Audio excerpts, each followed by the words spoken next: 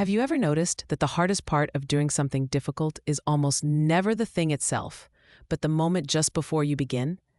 Whether it is making an important phone call, walking into a meeting, starting a business, or having an uncomfortable conversation, hesitation arises first. There is often a quiet voice in your mind trying to convince you that tomorrow would be a better day, that you are not quite ready yet, or that perhaps you should wait until you feel more confident. Most of us assume this hesitation is a lack of motivation. In reality, something far more fascinating is happening inside the brain. Your brain has one primary responsibility before anything else, and that responsibility is not making you successful, productive, or ambitious. Its first job is to keep you alive, which means it constantly scans your environment for anything unfamiliar, uncertain, or potentially uncomfortable. The remarkable thing is that your brain often reacts to emotional discomfort in much the same way it reacts to physical discomfort, treating both as signals that encourage caution. From an evolutionary perspective, this makes perfect sense because for thousands of years, avoiding unnecessary risks increased the chances of survival. The problem is that modern life asks us to grow in ways our ancestors rarely had to. Which means the same protective system that once kept us safe can now quietly prevent us from becoming the person we want to be. This is where today's science becomes so interesting because researchers have discovered something new. Researchers have discovered that voluntarily choosing short periods of physical discomfort may help train the brain to respond differently to many other forms of discomfort as well. During vigorous exercise, your body releases a fascinating molecule called dynorphin. Dynorphin is often described as the opposite of endorphins because instead of creating pleasure, it temporarily contributes to feelings of effort and discomfort. At first, this sounds like terrible news, yet nature rarely creates something without a purpose. Dynorphin is not trying to punish you. Dynorphin is simply asking one important question: is this challenge worth adapting to?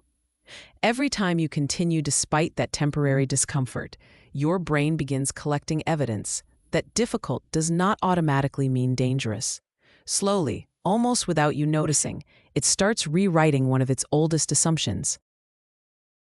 The hill you climbed, the staircase you refused to avoid, the workout you almost skipped, and the moments when you chose effort instead of convenience become far more than physical exercise. They become lessons your nervous system carries into every other area of your life, quietly teaching you that discomfort is often not a warning to stop, but an invitation to grow.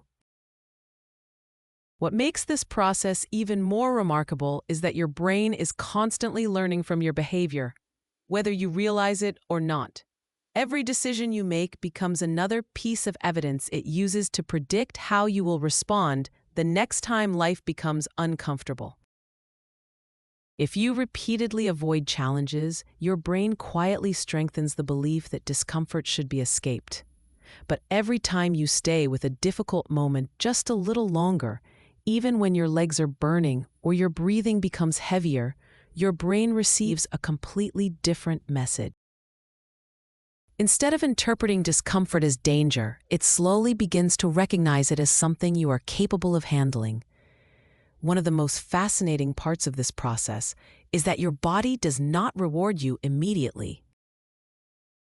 During intense effort, dynorphin temporarily increases, making the experience feel challenging and sometimes even unpleasant.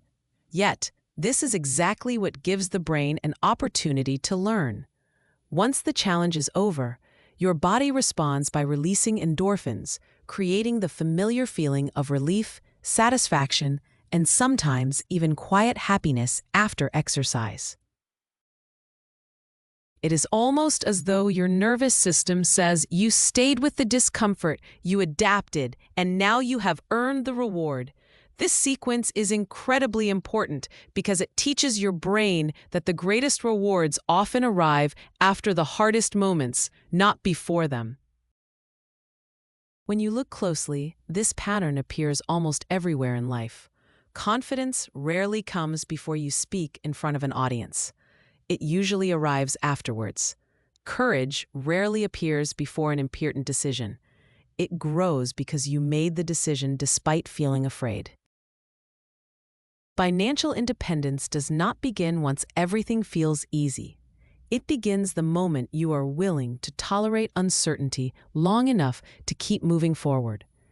Even healthy relationships require uncomfortable conversations before trust can deepen. Again and again, the same principle appears. Growth is rarely found inside comfort. Perhaps this is why physically challenging yourself can become such powerful mental training. Every voluntary challenge becomes a safe rehearsal for the larger challenges waiting outside the gym. Your brain does not separate these experiences as much as we often imagine. It simply remembers that you have already survived discomfort before. The next difficult conversation, the next business opportunity, the next courageous decision no longer feels completely unfamiliar, because somewhere deep inside your nervous system, there is already evidence that you can stay calm, keep breathing, and continue moving, even when something feels difficult. Over time, these small victories begin to accumulate in ways that are almost invisible from one day to the next, yet extraordinary when viewed across months or years. What started as a few breathless minutes gradually becomes something much bigger than physical fitness. Perhaps the most empowering part of all this research is that it completely changes the way we think about confidence. Most people spend years waiting to feel confident before they take action, believing that confidence is something you either have or you don't. But neuroscience suggests that confidence is far less like a personality trait and much more like the result of repeated experiences where your brain discovers that you can survive situations you once believed were too difficult. Every time you voluntarily choose a small challenge, whether that means climbing the stairs instead of taking the elevator, making the phone call you have been avoiding, introducing yourself to someone new, speaking up in a meeting, or simply finishing the workout you wanted to quit halfway through, your brain updates its internal prediction about who you are.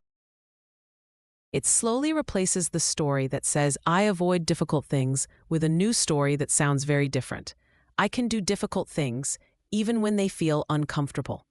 Identity is rarely transformed by one life-changing moment. More often, it is rewritten through hundreds of small decisions that quietly accumulate until one day you realize you have become someone you never believed you could be. This is why I believe the greatest benefit of exercise is not the number of calories you burn or even the muscles you build, although both can certainly improve your health. The greatest benefit may be that every voluntary challenge becomes evidence your brain stores for the future. Long after your heart rate has returned to normal, your nervous system still remembers that you kept going when it would have been easier to stop. That memory becomes part of the foundation you stand on the next time life asks something difficult of you. Imagine how different your life could look 1 year from now if instead of avoiding discomfort whenever possible, you began treating it as a trusted teacher. Not every uncomfortable situation deserves your attention. Of course, because chronic stress, exhaustion, and burnout are not signs of growth. But the discomfort that comes from learning, growing, trying something new, or stepping outside your comfort zone is very different.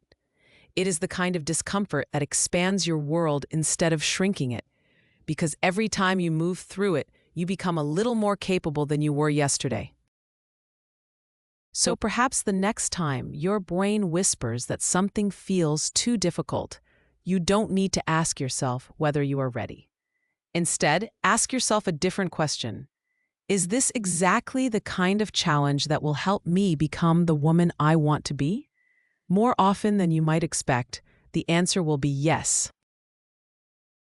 If you enjoyed today's video, please subscribe to Clever Girl Academy, and in our next episode, we'll explore something hiding inside the human body that most people never think about until it begins affecting their health.